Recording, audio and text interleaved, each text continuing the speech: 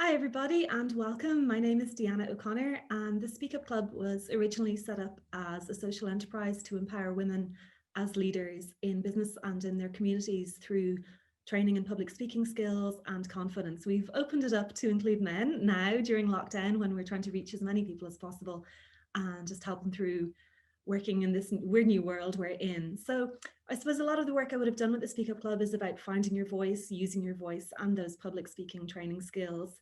And moving on from that, I suppose when you are a little bit more confident in speaking up, well, what do you want to say? And a lot of what we want to convey to the world is who we are and what we do.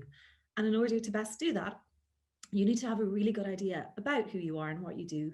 And so today we're going to look at recognizing your unique selling points, your USP, and developing your personal brand.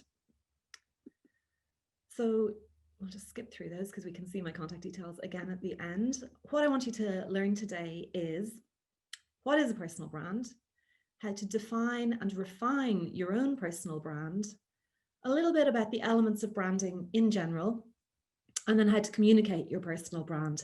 So I will talk about branding in general so that you could apply this to your business if you have a startup, but also to yourself if you are the founder of that startup, for instance.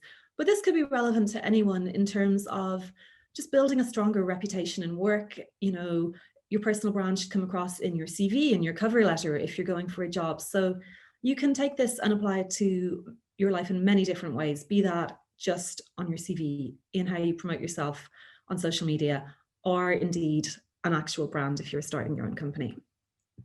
This is a quote I really like, and it could apply to anything from what you wear to your actual brand. It says, know first who you are and then adorn yourself accordingly. Now, that sounds a little bit like how you dress, and it can be that, but it could also be your logo or your website, that outer visible sign. So that's from a Greek philosopher, you know, hundreds and hundreds and hundreds of years ago. And it was obviously something that applied then and applies now today in different ways, especially using social media. There are so many more ways to convey your brand and your personal brand to the world. So what is that personal brand? I want you first to look at this, and this is an actual brand, but it's by a crafts person. Her name is Fia. So this brand, as you can see, there's flowers, there's sky in her Instagram. There's a picture of Fia herself by the sea. So everything about it and everything about her, because she is, you know, the crafts person who makes the goods, she is the brand. And she has her personal and her business Instagram are one and the same. So everything about it says nature, and it's all inspired by nature, and all of the colors of the scarves come from nature. So there's a very direct link between when she goes out for a walk with her dog, she sees some flowers, she takes a photo, she uses that as inspiration for the colors, and then you see the finished product and you can really see that link. So that's a very strong part of that brand. Look at this brand then in comparison. And this is another person who makes scarves, but as you can see, it's quite different. So I'd love to see maybe your first reaction when you see this. What is that kind of saying to you? Even just from looking at one picture on your Instagram, you can tell a lot about that brand. And maybe just type into the chat there if you can. First thing that kind of comes into your mind when you look at that one. So any words that kind of come into your mind? This one is more like sumptuous, yeah, strong, bold, fashion. Yeah, so just from looking at those two Instagram pictures, you've made this whole idea in your head about what that brand is and kind of who that person is that's representing their brand, because both of those pictures were of the actual designers themselves. So it's very easy to take like a 3-second look at something and instantly get a very strong idea of what that brand is, and who those designers are, what they're like. You probably maybe even have some kind of assumptions made already about what they're like as people, because we do tend in the first 3 seconds of meeting someone kind of decide in our heads who they are, what they're like. We jump to all these conclusions all the time. So in that way, when someone meets you, when they look at your CV, when they look at your brand's logo, they instantly jump to conclusions as well.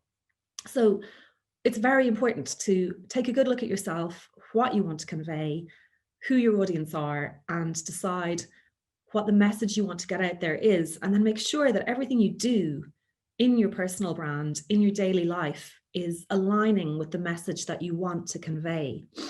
So what we want you to think about, and it'd be really great if you do want to grab a piece of paper and a pen right now, or open a document on your computer. We will send these slides around afterwards, so you can almost go through this again like a workbook.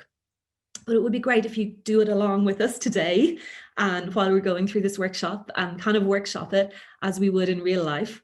So the first thing is, write down, first gut instinct is, what do you want to be known for? If you are, a designer, you want to be known for natural, earthy things, or do you want to be known for sumptuous luxury things? If you are a lawyer, do you want to be known for being like killer instinct? Do you want to be known for being very accurate and detail oriented? Every occupation has certain things that you might want to portray in that. If you're a psychotherapist, you want to be calm, nurturing, all of these words that apply to whatever you do. So think of the 3 words that you would like to be known for. And this, in your daily life and in your professional life, they might be very different things. You might want to be, fun and wild in your personal life, but maybe you have a very serious job where you don't want to be known for that in your professional life. So think about that and separating out who your professional self is, if this is, what you want to look at this in terms of. So when you figure out what you want to be known for, conveying that message very clearly and consistently is how you build your personal brand. And then following on from that, once you convey this message consistently, get it out there to your audience, to your customers, to your potential clients, and repeatedly give them the same message and deliver on that message. It's not just about making promises, it is on fulfilling them as well with good work. Then you start to come into building your reputation for that. So you'll build a reputation anyway, no matter what you do, but that reputation may be good or bad. And we're going to talk about that a bit more tomorrow in the kind of follow on from this, which is about reputation management. But in order to manage a reputation, first you need to build it. So it's a really good idea to really focus on what reputation you want to build, because otherwise you're just kind of going along doing lots of different things. And, in my life, I've been an editor of magazines, but I've edited different types of magazines. I've edited fashion, and I've also edited business magazines. And in some ways, I've kind of brought that all together in the Speak Up Club, because working in women's magazines and then working in the corporate world, I kind of melded the two into working with women in business. So that kind of clarified my purpose with the Speak Up Club. So up to then, it might have been a little bit kind of, oh, you did this, and then you did this huge pivot. So you need to make sense of your story. So how I made sense of my story was tying it all together in the Speak Up Club. So now what I want to do is build on that reputation and be consistent about my message, in that I bring those 2 elements of my past experience together. Essentially, when you build your brand, and even your personal brand, people know you for something, and it's like a personal calling card, and it's a promise of a unique value. So, even if you're a hairdresser, people will be like, oh, that hairdresser does brilliant color, go to her for getting your color done.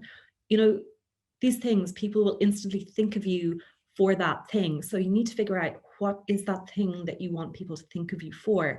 What's that thing you want them to recommend you to a friend for? And that is where you kind of funnel all that into your brand and what you want your brand to be. So defining your unique selling point involves asking yourself a good lot of questions. So get that piece of paper ready. Your personal USP is made up of your skills, your experience, and your personality. So your skills are things you might have learned in college, diplomas, things you've done like that.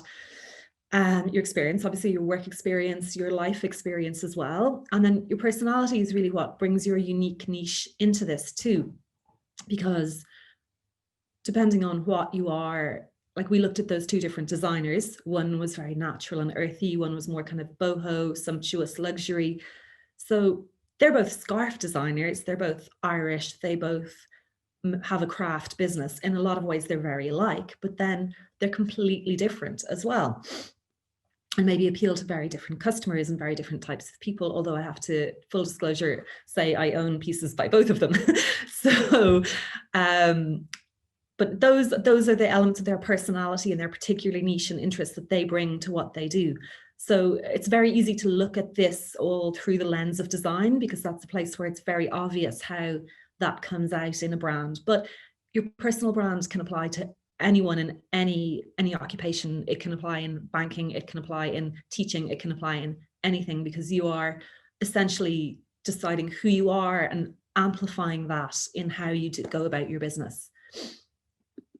So things to write down now are what, and if we're doing this through a professional lens as opposed to maybe a more personal one, try and think about it in a what 3 words best describe me in work, or what 3 words best describe me if I was, telling a job interviewer what they are, or if this is for your company, what 3 words best describe your product or your service.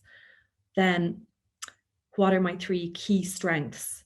So if we look at, say, let's look at one of those scarves and say, we might have gone like natural, earthy, colorful.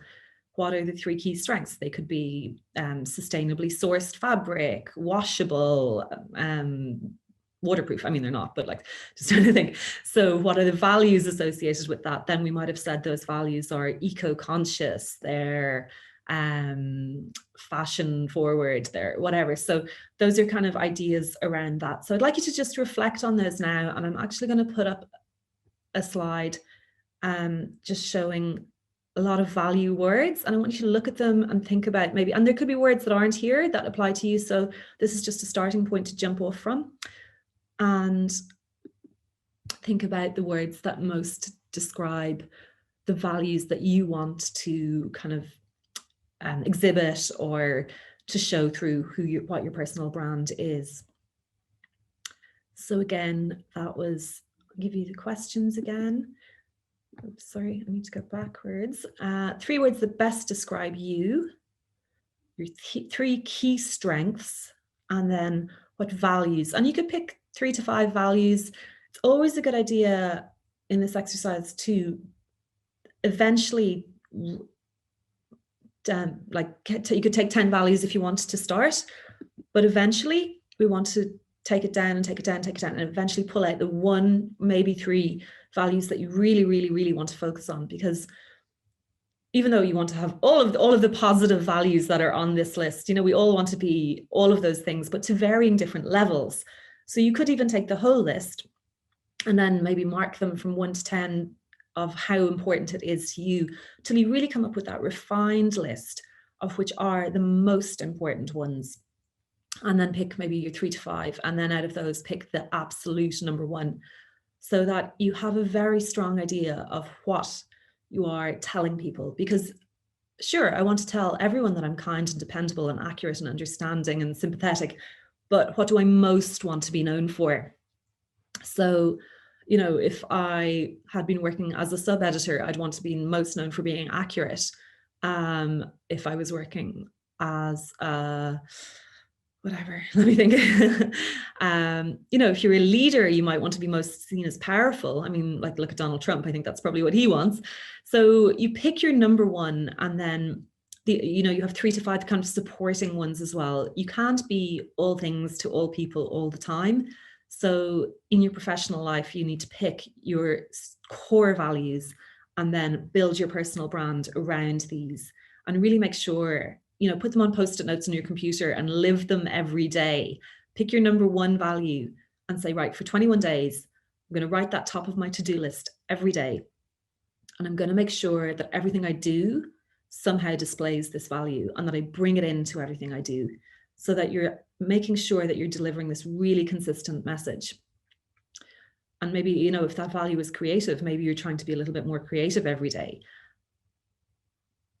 So once you've figured out who you want to be, I think it's really important to take a good look at your audience and do a little bit of a SWOT analysis as well around you. So look at your biggest rival, your biggest inspiration, someone you really admire in the world, and think about what 3 words best describe them, or a brand that is, best in class in your sector, so that you can benchmark yourself and the values that you're trying to project against what seems to be working really well, what people are reacting well to, and what has shown to work. So, you know, if you look at then someone who you would consider, you know, a competing company maybe, or a competing person in your company, if you're both going for the same job and you're trying to, you know, build on your personal reputation to make sure that you're doing as well or better than them, and then think, well, what 3 words would people use to describe them? Am I trying to be as good as them or better than them? Do I want those 3 words to apply to me? Do they currently apply to me or my product or my service? And how would I like people to describe my product or my service? If my product or service or me was the best possible person for a job, what would be the 3 key things? And if you're looking even at a job application, you know, look at the job description and you'll see in it the things, the key words that they want.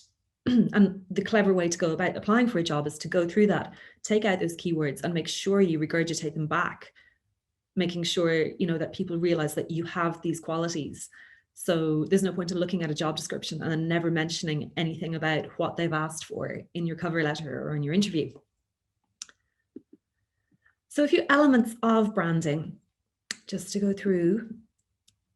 What is a brand? And this can be a brand like one of those designer brands there, but it could also be your personal brand as well. So it's a set of perceptions.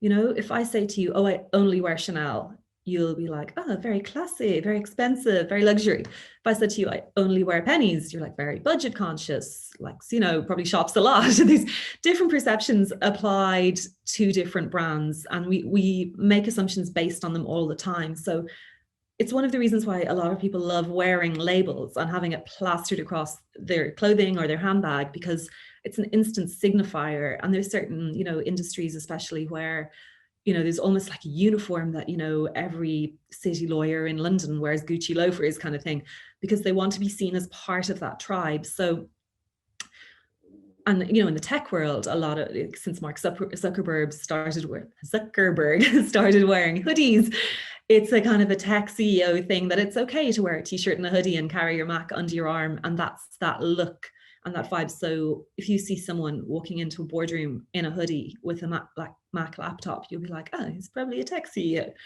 He might just be the intern, who knows?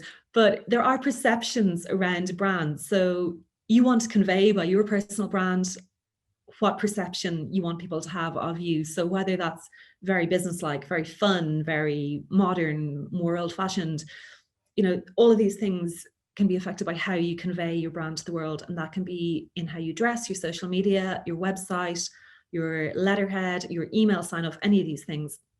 So brand will give people a set of perceptions about you.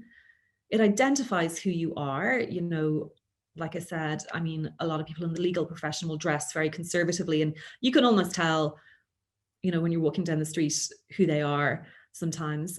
It's a promise as well. It's a promise of quality. You know, I wouldn't expect to buy a Chanel jumper and for it to be polyester. I'd probably expect it to be cashmere. So you expect certain things of certain brands.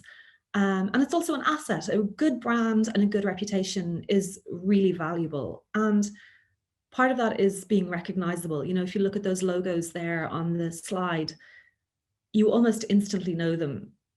You know, if I took away the word Chanel under the Chanel logo, you'd know what Chanel was. You know, most people do. And that's one example of an extremely strong brand where you barely even need to use the name. You can almost kind of make a reference to it without being explicit about it. And it's such a strong brand that people know who it is or what it is. So all of the ways you can convey a brand, you know, can be through visual design. So the logo, the colors that are used. And recently I was working on a brand for a literary festival I'm involved in. And so we looked at using colors that kind of represented the area, and it's in Dingle in County Kerry. So, you know, there's mountains and there's sea. So originally the first logo we looked at with the designer had blue and green to represent the mountains and the sea. And we had quite a literal representation of that.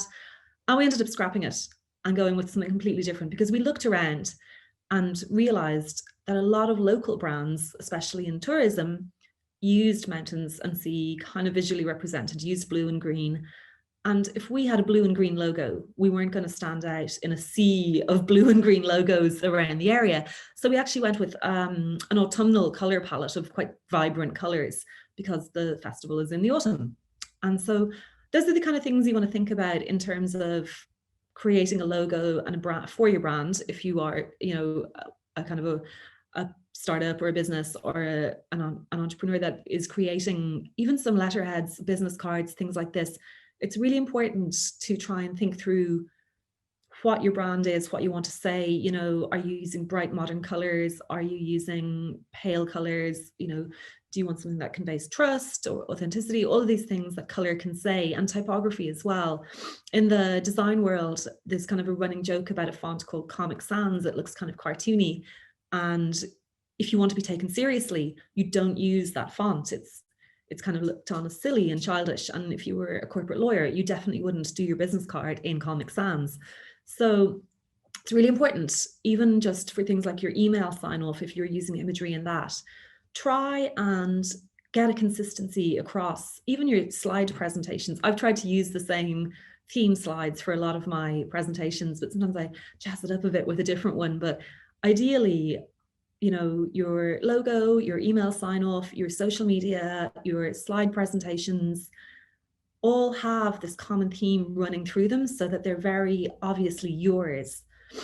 Images as well, you know, in terms of getting headshots done, there's a certain type. I've noticed I do a lot of work on tech and entrepreneurship, and I've noticed that startup founders tend to do a very particular style of headshot or team photo, and it looks quite startup foundery and it's kind of cool. And it probably would be very different to, say, a headshot for a corporate lawyer. But there is a style around that. So think about how you want to come across if you're getting some headshots done. You might have a slogan or a tagline for your business. So that should really, you know, strongly sum up what you do. And even that might be something that you use on your LinkedIn profile as your headline there, or very similar to it. So if you have a LinkedIn profile and you're thinking about putting a little tagline on your business card, look at them and see, do they align? You know, the LinkedIn profile headline might be a little bit longer, but they should certainly contain the same elements. And where you should get those elements from are that value list that you refined and those keywords that you want your brand to be known for. And then again, this all follows on into your packaging. So, you know, you'd use the same colors, certainly think about, you know, the modernity, the traditional kind of elements, and all of that follows through as well. So there's piles we could go into there. That's a whole other day's work. And just think about, you know, other things your brand is conveyed through distinctive features like quality, design, sensibility, personality. So those are things on a personal level in any job that can come through a little bit more, you know, the quality of your work, the personality you put into your work. If you were giving a conference or a speech, are you using a bit of humor? Do people know that you're very, very serious or a bit of a loose cannon? All of these things can kind of come through and convey a little bit more personality as well. So when you have defined your personal brand, here are some of the ways you can convey it. So firstly, we mentioned already that kind of, you know, Mark Zuckerberg tech CEO versus corporate CEO. Are you going to be in a hoodie or are you going to be in a suit? Transport, even how you go to work. I think a lot of salespeople would be very sure to make, you know, turn up to a meeting in a nice shiny car, like probably a BMW. It's kind of the cliche, because they want to be seen as, you know, successful. They're driving a nice car, their business is doing well, whatever they're selling you want to buy because you're like, oh, this person's slick. Then again, you've got someone like, you know, the transport minister who is Eamon Ryan, the head of the Green Party. You know, he does a lot of cycling, and so it would be very on brand for him to be seen to cycle into work as opposed to, you know, coming in a stretch limo. You can also convey your brand, as I said before, through your email sign off. You know, some people like to use something a little bit wittier than the average kind of best wishes or kind regards. They might have something that shows a bit more personality. Then again, you might have a very formal email sign off. You might use a logo or a picture in your email sign off or your brand colors and get a little kind of logo design made up to use as an image in your email sign off. Your answering machine message. I was laughing as I was writing this earlier. I remember when I was a teenager, it being very important on my phone machine message to have a musical element to it. And you know, that was at the time just seemed like this way of displaying your personality. I think there's a song called Deanna, so I had that on mine. But it was I think it was quite a common thing in the 90s, showing my age now. But yeah, you know, so through your phone message, you know, some people leave a very kind of chatty, informal one. You might leave a more serious one. Everything adds to the perception people have of you. Again, a letterhead, a business card, all of this should convey the tone that you've decided you want to convey. So when you know, if you're going to a designer to get anything designed for yourself, for your business, or even doing your own business cards upon, you know, you can design them yourself on print websites, think about it beforehand, because go in with a design brief that says, these are my values, this is what my brand is about, this is who I am, and then get something that conveys that. And it might even just become apparent to you, you know, without thinking about it, but you will see that when you go and pick something out, you have your own personal taste. So does your personal taste and what your brand is trying to say match? You know, are you really into pink fluffy things at home, but do you want your brand to look very clean and modern and be like black and white and graphic? So it's all about making sure that there's a consistent message there. And as someone who is quite eclectic in my tastes, you know, sometimes I even find that hard. I really have to think about, well, what do I want to do? What do I want to say here? And, you know, one day I want color, one day I want a graphic business card. It changes all the time, but you have to kind of pick something and stick with it. Social media profiles and channels are incredibly important nowadays, as well, because this is where, you know, most people can discover you. And a lot of people will put a lot of thought into, you know, using the same filter on their social media, on their Instagram, making it very consistent color-wise, and kind of as well aligning across your social media channels. Even the choice of what ones you use says a lot about you. You know, I had been thinking about doing blogs and workshops kind of through Patreon, and I was told by a business mentor not to use Patreon because it's not really seen as business-like, you know, whereas LinkedIn is seen as business-like, and I'm only sweating to try and get a hold of a LinkedIn learning account where I could give actual webinars on LinkedIn, but it's very a gated community at the moment that only certain people have been given the option to use LinkedIn in that way. But that would be more appropriate for what I do, rather than doing them on Patreon, which some people can see as a little bit tacky and not business-like. So, you know, LinkedIn is maybe where you should be pushing your personal brand. Maybe you should be writing blog posts on LinkedIn, or just longer posts that, you know, align with your brand. And even I've noticed one friend of mine who's a freelancer very concertedly putting an effort into how she approaches using her LinkedIn. So she's not necessarily writing content on it, but she is sharing content that aligns with the brand image she wants to convey of herself as a freelancer. So the things she'll comment on, the things she'll share, the stories she'll post, you know, links to something she's read somewhere, they very much align with the professional image she wants to portray. And they won't be the same as the stories she'd share on her Facebook, for instance, that are like, oh, I saw this kind of funny cat video. Whereas on LinkedIn, it's going to be, I read this really interesting article in Harvard Business Review. So thinking about what you share and where is also really important. Conveying your personal brand also comes across in a CV and cover letter. A lot of people in graphic design, for instance, will do a very design-led CV that has, you know, imagery and icons for certain things. So they'll have like the icons of software and apps they might use in design, whereas that might not be appropriate for someone in a much more traditional role. Publications, if you're trying to get media coverage or build a presence in the media, very important to align yourself with the right publications. Even, you know, here I'm doing a webinar with Iconic, and I feel like that aligns with my brand, that I would happily try and reach an audience of entrepreneurs, startups, you know, people who might need training in pitching, confidence, things like that. So that works well for me. But if I wanted to, you know, be in the media, I'd look at what publication would fit with my brand. And for instance, recently I was featured on evoke.ie, which is a women's website, which suits because obviously Speaker Club was originally aimed at women. But But when I worked in magazines, we would often do an away day where we would sit down and define our brand, define our reader.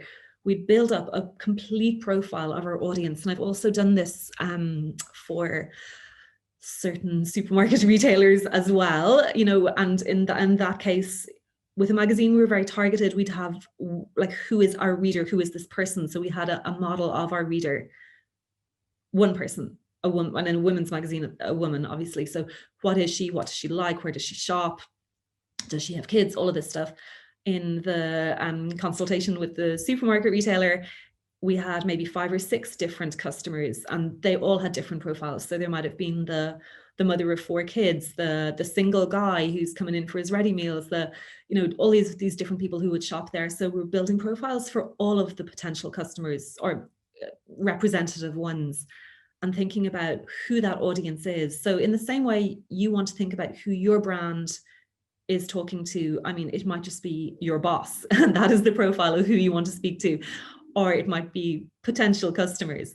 Thinking about who they are then helps you to target, well, what publications do they read? What publications do I want to be featured in? Where should I send my press releases or try and get some leverage for media coverage? Again, I mentioned before, a headshot or a team photo. Do you want to look approachable? Do you want to look modern and very techie kind of vibe of it? Do you want a very corporate vibe? So all of these things. And another brilliant way, I, of course, as the founder of the Speak Up Club, would have to say, a really good way to convey your personal brand is saying yes to speaking opportunities. So whether that is giving a presentation in work, giving a keynote at a conference, giving a webinar, doing a presentation over Zoom, taking all of these opportunities and making sure that you do them in your own very specific way is another opportunity to talk to people and to convey that brand of yours. So I'd always encourage you to take any speaking opportunities that you can. So these are all of my details here. And if anybody needs some help with any speaking opportunities, anytime, I do one-on-one coaching over Zoom at the moment. I do hope someday to get back to real life workshops where I can meet people face to face, because obviously the webinar format tends to lean towards me talking an awful lot and not getting other people talking, which is really what my passion is. And I'd be delighted if anybody wants to get in touch any way or in any media format, please do. And I'll be happy to take any questions you have now. Thank you. Well, I'm glad everyone enjoyed it, and I might see some of you tomorrow for reputation management. So once you've got your beautiful brand carefully honed, that's how to keep it safe from trolls, basically, and a little bit more besides. Thanks, everyone. Bye-bye.